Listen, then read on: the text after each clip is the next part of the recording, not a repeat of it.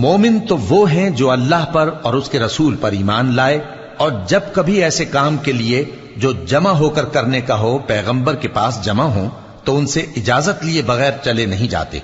اے پیغمبر، جو لوگ تم سے اجازت حاصل کرتے ہیں وہی اللہ پر اور اس کے رسول پر ایمان رکھتے ہیں، سو جب یہ لوگ تم سے کسی کام کے لیے اجازت مانگا کریں تو ان میں سے جسے چاہا کرو اجازت دے دیا کرو،